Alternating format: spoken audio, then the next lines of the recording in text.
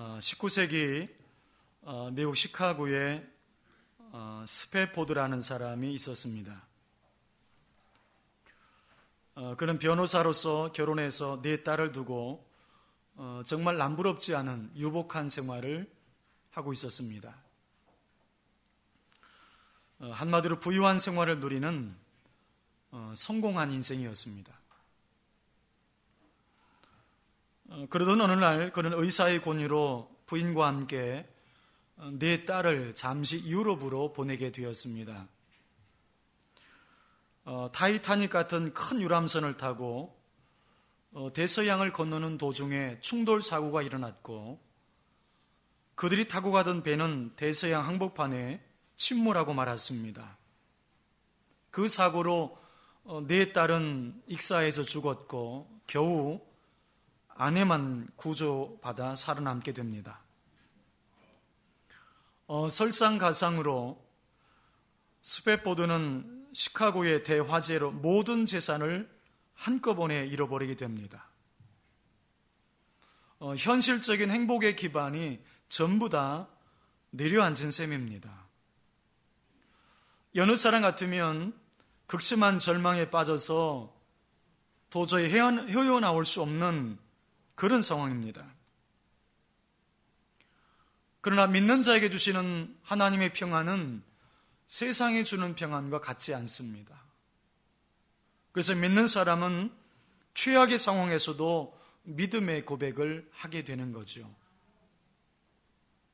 스패포드 역시 잿더미 속에 놓여 있으면서 다음과 같은 정말 영롱한 고백을 합니다. 그것이 바로 우리가 함께 불렀던 찬송가 413장의 내용입니다. 내 평생에 가는 길 순탄하여 늘 잔잔한 강 같든지, 큰 풍파로 무섭고 어렵든지 나의 영혼은 늘 편하다. 내 영혼 평안해, 내 영혼 평안해. 바로 이것이 복음의 능력이 아닐까요?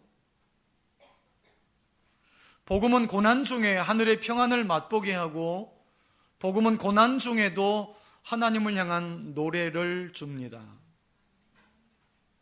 복음은 사람을 변화시키는 능력, 한 사람의 인생을 송두리째 바꾸는 능력이 복음 안에 있습니다. 세상의 그 어떤 것도, 어떤 이론도 할 수 없는 것을 복음은 할 수 있습니다. 오늘 예수님 때문에 인생이 바뀐 한 사마리아 여인의 모습을 통해서 함께 하나님의 음성을 듣기를 원합니다. 오늘 본문의 배경은 이렇습니다. 예수님께서 유대를 떠나서 갈릴리로 가시게 됩니다. 그런데 사마리아 길로 일부러 택하여 가십니다. 가던 도중에 수가라는 동네에 이르렀을 때 제자들은 먹을 것을 사러 동네에 들어갔어요. 그때 예수님은 야곱의 우물 곁에 앉으셨습니다. 때마침 물을 길러 온 사마리아 여인에게 물 좀 달라 하시면서 그 여인과의 대화를 시작하십니다. 여기 등장하는 이 사마리아는 북왕국 이스라엘의 수도였습니다. 당시 유대인들은 사마리아인들이 정통 유대인이 아니란 이유로 종교적으로, 사회적으로 굉장히 무시했습니다. 그렇다면 여기서 한번 생각을 해봐야 합니다. 왜 예수님께서 어떤 연유로 사마리아를 선택하셨을까? 사마리아 길을 택하셨을까? 예수님께서 유대로에서 갈릴리로 가시면서 다른 길도 아닌 사마리아 길을 굳이 선택하셨어요. 우연히 가는 길은 아니었습니다. 한번 사진 한번 볼까요? 유대에서 갈릴리로 가려면 사마리아를 통과하면 직선 노선은 맞아요. 사진이 잘 보이실지 모르겠습니다만은 유대는 밑에 남쪽에 있는 거고 갈릴리는 북쪽에 있습니다. 남쪽에서 북쪽으로 이동할 때 가장 빠른 노선은 사마리아를 통과하면 빨라요. 그렇지만 당시 유대인들은 사마리아인과 상종하지 않았기 때문에 유대에서 갈릴리로 가려면 동편, 요단 동편 베레아 지방을 거쳐서 가는 길을 선택을 했어요. 그러니까 예수님께서 사마리아 길을 일부러 택하신 거예요. 그 사마리아 길을 가시다가 수가라는 동네에 이르게 된 것입니다. 단 한 사람을 위해서 예수님은 불편한 여정을 선택하십니다. 사마리아 수가성에 이르러서 제자들이 먹을 것을 사러 동네에 들어갑니다. 그 사이 예수님은 야곱의 우물 곁에 앉아 계셨습니다. 때는 제6시여서 오늘 시간으로 말하면 낮 12시입니다. 중동 지방을 여행해 보신 분은 아시지만 낮 12시는 40도, 50도가 되는 굉장히 뜨거운 날씨예요. 그 시간에 우물에 물을 기르러 오는 사람은 없어요. 대부분의 사람들이 오침을 하지요. 하지만 그때 사마리아 여인 한 사람이 물을 기르러 나옵니다. 그리고 예수님은 그녀에게 물을 좀 달라고 부탁을 하죠. 예수님이 목이 말랐기 때문만이 아니라 사실은 예수님은 그 여인에게 말을 걸길 원했던 겁니다. 우리가 전도하기 위해서 가끔 이런 말을 사용할 때가 있습니다. 기분 나쁘게 듣지 않기를 바랍니다. 아이의 손을 붙잡고 가는 엄마에게 이렇게 말해주는 거죠. 아이가 어쩌면 이렇게 예뻐요. 이렇게 말하는 겁니다. 아이가 어쩌면 이렇게 예뻐요. 사실 그 아이가 예쁘지 않을 수도 있죠. 사실 그 아이의 얼굴은 관심사가 아니죠. 근데 자기 아이가 예쁘다고 하는데 싫어할 엄마는 없어요. 근데 그렇게 말하는 것은 그 아이의 엄마와 대화를 트기 위해서 컨택 포인트, 접촉점을 찾는 겁니다. 예수님께서 물 좀 달라 부탁하신 것도 대화를 열기 위해서였습니다. 물을 좀 달라는 것으로 대화를 여신 다음에 그녀에게 하늘의 선물, 구원에 이르는 은혜를 주길 원하셨습니다. 그래서 우물 이야기 하시다가 결국은 생수이신 메시아 예수 그리스도의 이야기로 연결해 가시는 겁니다. 성도 여러분, 자신의 행동이 여러 사람의 입방아에 오르내려서 마음이 상한 경험이 있지 않습니까? 오늘 본문에 등장하는 사마리아 여인은 여러 사람들, 특별히 여성들의 입방아에 오르내리는 사람이었어요. 왜냐하면 수가성에 매우 드물게 6번째 결혼한 여인이었기 때문입니다. 이름도 알려져 있지 않은 이 여인은 많은 사람들에 의해서 좋지 않은 눈총을 받고 있었습니다. 공동체에서 소외되어 살아가는 여인이었습니다. 그렇다면 이 사마리아 여인은 어떤 여인이었을까? 여러분, 중요한 것은 이 여인의 모습 속에 오늘 우리의 모습이 고스란히 담겨 있다는 것을 놓치지 않으셔야 돼요. 이 여인의 모습에서 우리의 모습이 들어있어요. 기분이 좀 상할 수도 있지만 오늘 사마리아 여인의 모습이 오늘 내게도 존재할 수 있다는 겁니다. 말씀은 1인칭으로 보아야 은혜가 되는 거예요. 여러분, 사마리아 여인 그 자리에 여러분의 이름을 넣어서 한번 보십시오. 그래야 은혜 받을 수가 있고, 그래야 하나님이 내게 주길 원하시는 메시지를 들을 수가 있어요. 그렇다면 이 사마리아 여인은 어떤 여인이었을까요? 첫째는 폐쇄적인 삶을 살 수밖에 없었던 여인이었습니다. 요즘 사회적 이슈 가운데 하나가 1인 가구의 급속한 증가입니다. 1인 가구 500만 시대를 맞았어요. 1인 가구 전성시대라는 말까지 나옵니다. 그래서 다양한 마케팅 전략 중 하나도 나홀로족을 잡기 위한 방법이 다양하게 전개되고 있습니다. 요즘 등장하는 용어가 싱글 슈머라는 단어가 있어요. 혼자라는 뜻을 가진 싱글과 소비자라는 뜻을 가진 컨슈머가 합쳐져 있는 그런 단어입니다. 이것은 자신의 생활 패턴에 따라서 상품과 서비스를 소비하는 사람들을 가리키는 말이에요. 요즘 우리가 흔히 듣는 말 중에 혼밥이라는 말, 혼술이라는 말 자주 듣잖아요. 요즘은 또 나홀로 산다, 나 혼자 산다, 이런 얘기들 많이 나옵니다. 서울은 4가구 중 1가구가 1인 가구입니다. 이런 1인 가구의 문제점이 무엇일까? 빈곤, 사회적 고립, 가족 형성 미숙, 고독사, 사회성 결여, 다양한 문제점을 낳고 있습니다. 이런 1인 가구의 증가는 우리 안의 공동체성이 점점 더 상실되어 가고 있음을 보여주기도 하는 겁니다.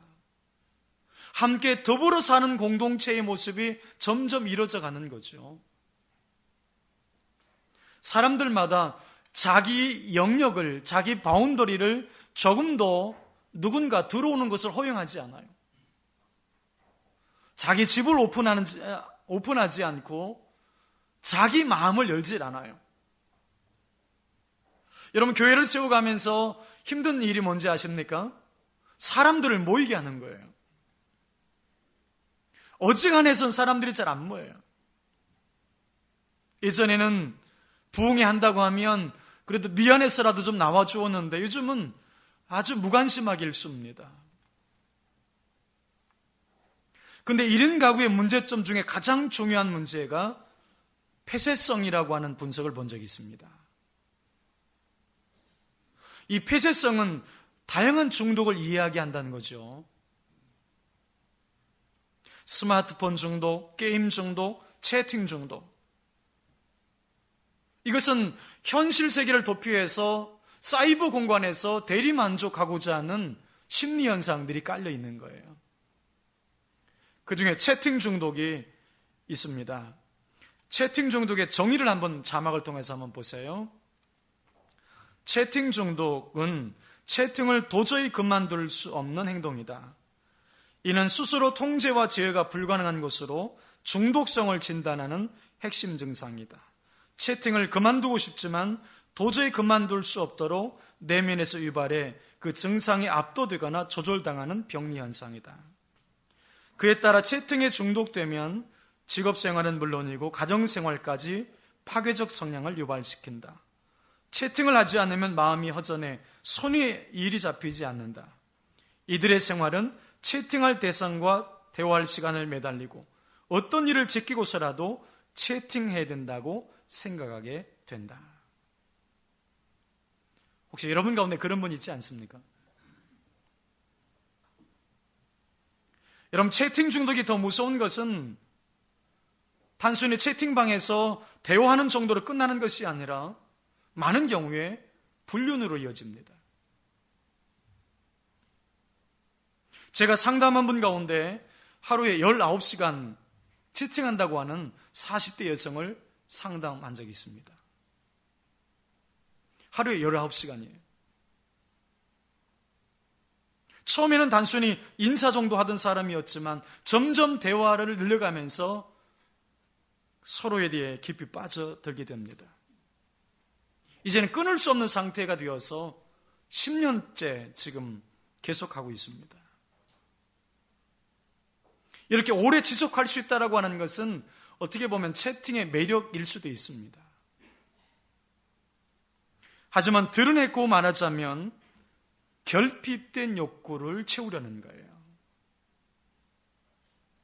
이성 간에는 항상 애정 결핍과 성욕 결핍을 충족하려는 게 있습니다. 오늘 사마리아 여인이 만약 요즘 시대 사람이었더라면 채팅 중독에 걸렸을 것이다. 그런 분석을 본 적이 있습니다. 그녀 안에 있었던 그 결핍된 욕구를 여러 남자를 만남으로 해소하려고 했다는 거죠.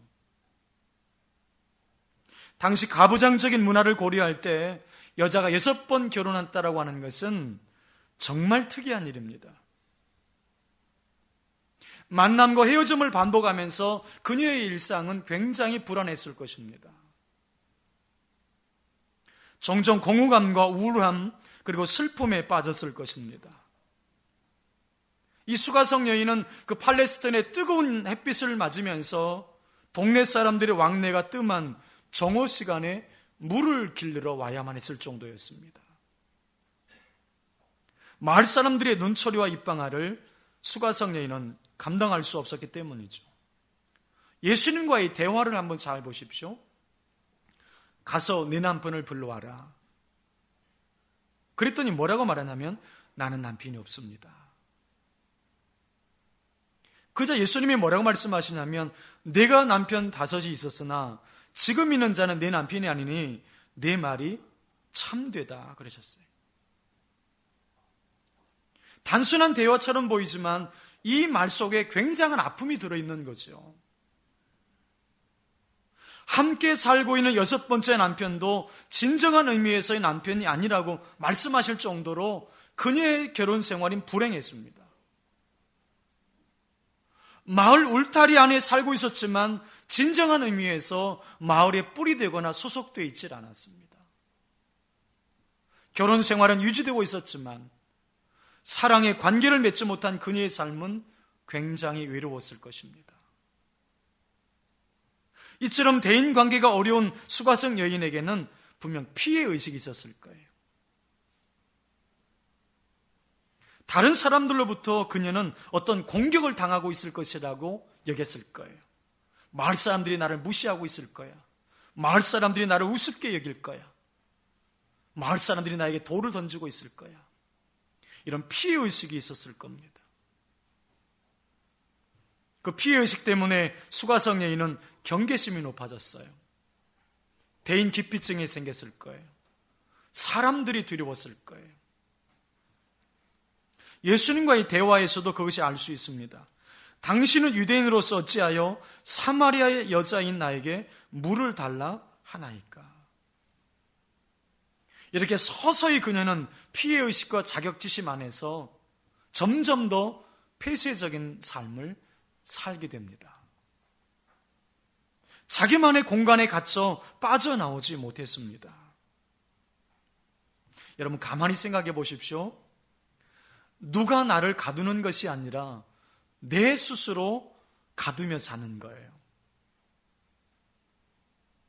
살기 위해서 직장은 할 수 없이 나가지만 퇴근하고는 스스로의 공간에 갇혀버리는 거예요. 자기만의 동굴에 갇혀 살아요. 그것이 편하게 느껴지는 거예요. 중요한 것은 그 누구도 이 상처와 고통을 이해해 주는 자가 없었다는 거죠. 함께 지금 살고 있는 남편조차도 이해해 주지 못했습니다. 상처로 인해서 마음을 열기도 쉽지 않았지만 열고 싶어도 마음을 열 사람이 없는 거예요. 그저 손가락질하고 비난하고 정죄하는 사람들 뿐이었습니다. 계속 상처 주는 사람들 뿐이었습니다. 그 상처를 안고 오늘도 예전처럼 아무도 없는 시간에 물을 길르러 나왔습니다. 그 순간 한 분이 찾아오신 겁니다. 자신이 찾아간 것이 아니라 그분이 찾아오신 거예요. 그분은 물을 좀 달라 하시면서 자기에게 조용히 다가오신 예수님이셨습니다.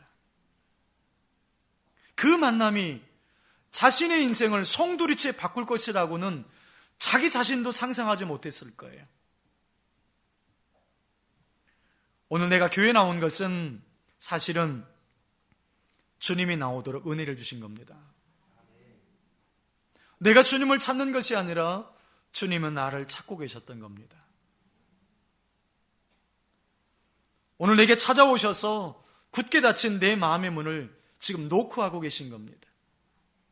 아픔과 상처로 마음을 닫고 사는 내 마음을 지금 주님이 두드리고 계시는 거예요. 오늘 내가 그분의 음성을 듣고 문을 열면 그분과 더불어 먹고 마시게 됩니다. 그분과 교제하게 됩니다. 그분을 만날 때에 인생의 목마름, 결핍, 상처, 공허감을 해결받을 수 있어요. 그분이 바로 오늘 내가 만나야 될 생수의 근원이신 예수님이십니다. 우리가 그분을 만날 때에 진정한 행복을 시작할 수 있습니다. 예수 없는 행복을 하나님이 디자인하신 적이 없어요. 오늘 교회에 나오신 것이 큰 복이지만 오늘 꼭 예수님을 만나고 가실 수 있기를 축복합니다. 두 번째는 악순환의 굴레 속에서 살 수밖에 없었던 여인이었습니다. 어떤 사람이 아주 스마트한 남자를 만나서 결혼했습니다. 근데 이 남자는 너무 따지는 게 많아서 피곤해서 이혼했습니다. 이번에는 마음씨 좋고 좀 둥글둥글한 사람을 만나 결혼했습니다. 근데 이 남자는 너무 느리고 게을러서 결국 이혼했습니다. 이번에는 부지런한 남자를 만나 결혼했습니다. 근데 이 남자는 너무 바쁘게 일만 하며 살아서 결국 이혼했습니다. 네 번째 남자입니다. 이번에는 가정적인 남자를 만나 결혼했습니다. 근데 이 남자는 매일 자기 옆에만 붙어 다녀서 귀찮아서 이혼했습니다. 다섯 번째 남자입니다. 이번에는 이것저것 조건 안 보고 자기만 사랑해주는 남자를 만나 결혼했습니다. 근데 이 남자는 사랑밖에 할 줄 아는 게 없어서 이혼했습니다. 결국 그녀가 내린 결론은 남자는 다 그놈이 그놈이다 라는 결론을 내렸다고 하는 겁니다. 6번이나 다른 남자들과 살았던 것으로 보아서 수가성 여인은 상당한 미모를 갖추었을 가능성도 있습니다.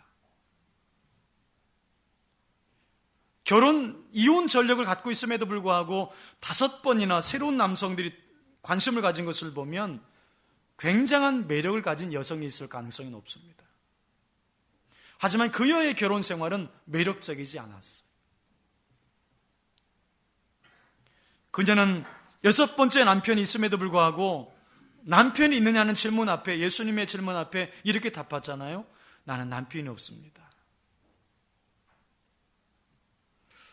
누가 여러분에게 남편이 있습니까? 물으면 어떻게 대답합니까? 손에 낀 반지를 살짝 숨기면서 나는 남편이 없나이다. 이렇게 말하시겠습니까? 여러분, 이 수가성 여인의 대답을 통해서 우리는 그녀의 결혼 생활이 지금 만족스럽지 못하다는 것을 알 수가 있어요. 어찌 보면 있으나 마나한 남편이라는 생각을 하고 있는지도 몰라요. 또 다른 추측을 해보면 지금 있는 남자는 정식 남편이 아니라 그냥 만나는 남자, 보이프렌드일 가능성도 없지는 않아요. 여러분, 중요한 초점은 나는 남편이 없나이다 라는 말 속에는 지금 결혼 생활이 행복하지 않다는 뜻이에요. 인간의 가장 근본적인 욕구 중 하나가 갈망입니다. 무언가 간절히 바란다라고 하는 것은 자신 안에 공허함을 느끼고 그것을 채우고 싶어 한다는 거죠. 문제는 잘못된 것으로 그걸 채우려고 한다는데 더 큰 문제가 있어요. 정신분석학의 대가인 지그문드 프로이드는 모든 사람은 분류를 꿈꾸는 심리가 있다 그랬어요. 인간의 마음에는 지금 만나는 대상이 채워지지 않는 부분이 있으면 그것으로 만족하며 살지 않는다는 거예요. 가장 이상적인 대상을 꿈꾸며 산다는 거죠. 그리고 그 사람처럼 보이는 대상을 만났을 때 못다 이런 낭만적 사랑을 불태우고 싶어하는 마음이 있다는 거예요. 그래서 요즘 쓰는 불륜이라고 하는 단어를 어떻게 말하냐면 철이 들어 비로소 만나게 된 낭만적 사랑이다. 근사해 보이지 않습니까? 어떻게 이렇게 멋있는 문장을 만드는지. 철이 들어 비로소 만나게 된 낭만적 사랑. 인간은 누군가를 사랑하고 누군가에게 사랑받으며 살고 싶은 존재예요. 그런데 이 사랑이 채워지지 않을 때 그 사람은 삶의 의미를 잃어버리고 마음에 병이 드는 거죠. 심리학자들의 말처럼 모든 인간 속에는 사랑의 그릇을 다 가지고 있다는 거예요.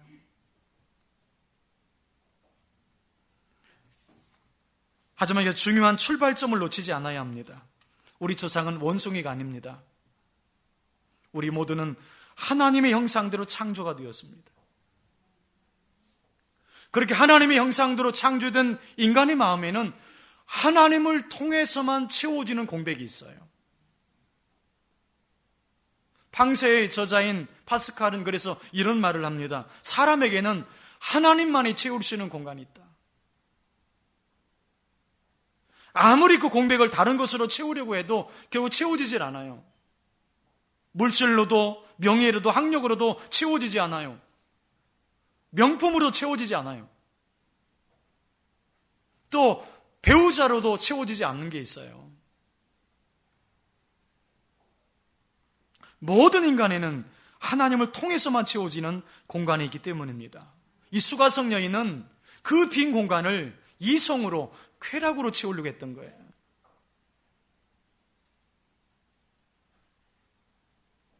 하지만 마시는 순간에는 갈증이 해소되었을지 모릅니다. 하지만 그녀는 6번의 결혼 생활에서도 만족을 느끼질 못했습니다.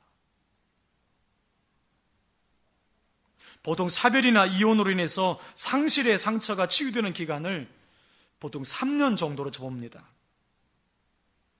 그런데 수가성 여인은 어떠합니까? 이혼의 상처가 채 아물기도 전에 5번이나 더 결혼하는 악순환적인 삶을 살고 있었습니다. 성도 여러분, 이런 악순환의 삶은 비단 수가성 여인에게만 해당되는 건 아니에요. 오늘 우리를 한번 되돌아보십시오. 우리 속에 있는 공허감을 채우기 위해서 뭔가 악순환을 반복하는 것은 없을까요? 수가성 여인처럼 이성을 찾아다니고 계십니까? 쇼핑을 반복하고 있지는 않습니까? 허전한 마음을 알코올로 달래고 있지는 않습니까? 아니면 여행이나 게임에 빠져 있지는 않습니까? 아니면 보통의 한국 여성처럼 드라마에 빠져 있지는 않습니까? 속이 허해서 그런 것입니다. 여러분, 속이 허하기 때문에 명품으로 치장하려고 하는 거예요. 속이 허하니까 드라마에 나오는 로맨스로 대리만족하려고 하는 거예요. 송중기, 송혜교 로맨스에 대리만족하는 거예요. 박보검, 김희정 로맨스에 대리만족하는 거예요. 정말 신기한 것이 있습니다. 하나님의 생수를 마시게 되면, 하나님의 은혜로 내 영혼이 채워지게 되면 세상 것에 갈급해하지 않아요. 여러분, 다윗을 한번 보십시오. 시편 42편 1절 2절을 같이 읽어보죠. 시편 42편 1절 2절입니다. 시작. 하나님이여, 사슴이 시냇물을 찾기에 갈급함같이 내 영혼이 주를 찾기에 갈급하니이다. 내 영혼이 하나님 곧 살아계시는 하나님을 갈망하나니 내가 어느 때에 나아가서 하나님의 얼굴을 배울까? 다윗은 세상 것으로 갈급해하지 않아요. 돈이나 명예나 권력을 자랑하지 않아요. 이유는 하나입니다. 하나님의 생수로 그 영혼이 채워져 있기 때문입니다. 하나님의 생수를 마신 자이기 때문입니다. 하나님의 영혼에, 하나님께서 그 영혼에 생수를 부어주신 까닭입니다. 그런 사람은 오직 하나님만 갈망합니다. 왜냐하면 하나님을 갈망할 때 그 생수가 늘 충만하게 부어지기 때문입니다. 사랑하시는 여러분, 우리 속에 있는 공허감을 채우기 위해서 계속해서 악순환을 반복하고 있는 것은 없습니까? 여러분, 세상 것은 바닷물과 같아서 마시면 마실수록 더 목마르게 되어 있어요. 오늘 우리가 해야 될 일은 딱 한 가지, 하나입니다. 생수의 근원이신 예수 그리스도를 만나야 합니다. 그분을 나의 구주로 영접해야 합니다. 여러분, 성경은 복잡해도 복음은 아주 단순합니다. 예수님이 나의 죄를 위해서 십자가에 죽으셨고 3일 만에 부활하셨음을 믿으면 하나님의 자녀가 되는 줄 믿습니다. 여러분, 그럴 때에 세상 것을 갈급해하는 인생이 아니라 진정한 행복을 맛보며 사는 자가 될 줄로 믿습니다. 여러분, 가장 좋은 자녀 교육은 엄마 아빠가 행복하게 사는 거예요. 그것보다 좋은 게 없어요. 마찬가지. 여러분, 가장 좋은 전도 방법은 믿는 자가 행복해야 돼요. 여러분, 먼저 믿는 자가 행복하지 않으면 전도할 수 없어요. 내가 행복하지 않은데 어떻게 믿지 않는 남편이 예수 믿을 수 있을까? 불가능한 거예요. 내가 행복할 때 전도가 되게 돼 있어요. 세 번째는 영원히 목마르지 않는 생수를 마신 여인이었습니다. 대중가수 우리가 잘 알지는 못하지만 노사연 씨가 있습니다. 그분은 지금 크리스천으로서 여러 간증 집회도 다니는 걸 제가 본 적이 있습니다. 영상도 본 적이 있는데 그분이 대표적인 노래가 만남이라는 노래 아닙니까? 첫 가사가 이렇습니다. 우리의 만남은 우연이 아니야. 가끔 써먹을 때 있지 않습니까? 우리의 만남은 우연이 아니야. 여러분이 오늘 교회에 나온 것도 결코 우연이 아닙니다. 하나님의 놀라운 계획 가운데 있는 것입니다. 오늘 수가성의 여인도 전혀 예상치 않은 날 한 분을 만납니다. 그분이 예수님이었습니다. 수가성 여인의 삶에 예수님이 들어오셨습니다. 예수님과의 대화를 통해서 수가성 여인은 영적인 궁금증이 다 풀려요. 인생은 하나님을 만나야 인생의 답을 찾을 수가 있습니다. 예수님에게 이런 질문하죠. 진정한 예배 장소가 어디입니까? 그래서 예수님은 뭐라고 말씀하시냐면 아버지께 예배해야 한다. 어디에서보다 중요한 것은 누구에게 드리는가가 중요하다. 이어서 말하기를 어디에서보다는 어떻게 하는 것이 더 중요하다. 그때 그 여인이 그렇게 말합니다. 당신은 믿을 수가 없으니까 메시아가 오면 그분에게 물어보겠습니다. 이렇게 답을 합니다. 그때 예수님께서 그녀에게 이렇게 말합니다. 내가 그다. 내가 그다. 내가 메시아다, 그런 뜻입니다. 그 말 앞에 여인이 생수이신 예수 그리스도를 믿게 됩니다. 자, 그녀의 인생이 어떻게 달라졌을까요? 여러분, 요한복음 4장 28절부터 30절을 읽어보죠.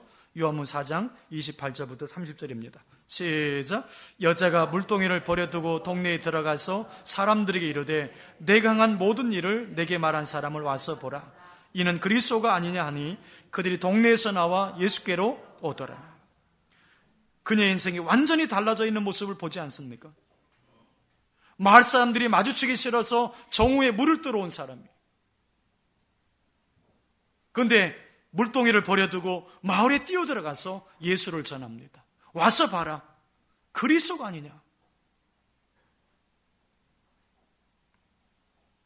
생수의 근원이신 예수를 만나고 나서 그녀의 마음속에 있었던 공허감과 상처와 두려움이 씻겨져 나간 것입니다. 예수님께서 이틀이나 더 유하시면서 그녀의 마음을 치료해 주셨고 동네 사람들과 화해를 이루게 하셨습니다. 얼마나 놀라운 장면인지 모릅니다. 여러분, 무엇이 이 사람의 인생을 바꾼 것일까요? 여러분, 무엇이 이 수가성 여인의 인생을 바꿔놓은 것입니까?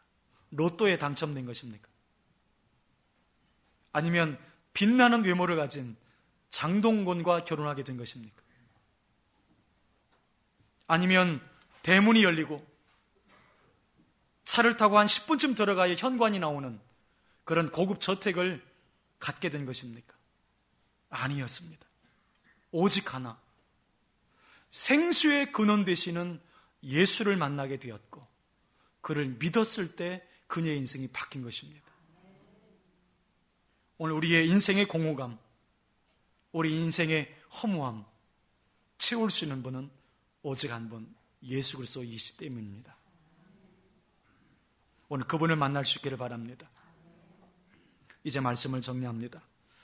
여러분이 사시면서 사랑 고백 많이 들어보셨겠습니다만은 여러분 배우자를 통해서 이런 고백 들어보신 적 있습니까?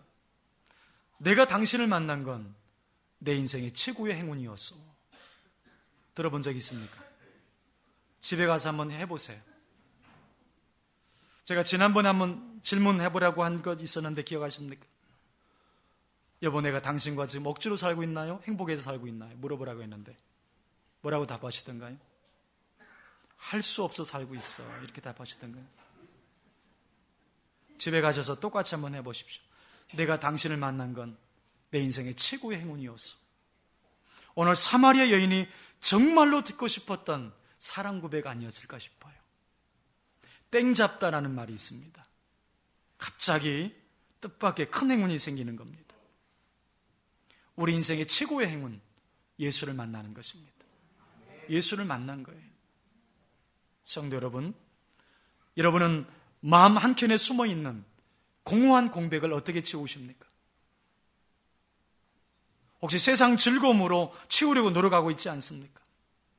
여러분, 분명한 것은 아무리 쾌락을 추구하고 사람을 의지해도 여러분 그 갈증을 지울 수가 없습니다. 왜냐하면 그곳은 하나님만이 채울 수 있는 홀리그라운드, 성령이기 때문입니다. 여러분, 그 성령에 하나님의 사랑을 담아보시기 바랍니다. 하나님의 사랑으로 채워보시기 바랍니다. 생수로 채워보시기 바랍니다. 상상할 수 없는 기쁨이 여러분의 영혼 속에 임하게 될 것입니다. 우리 함께 같이 기도하면 좋겠습니다.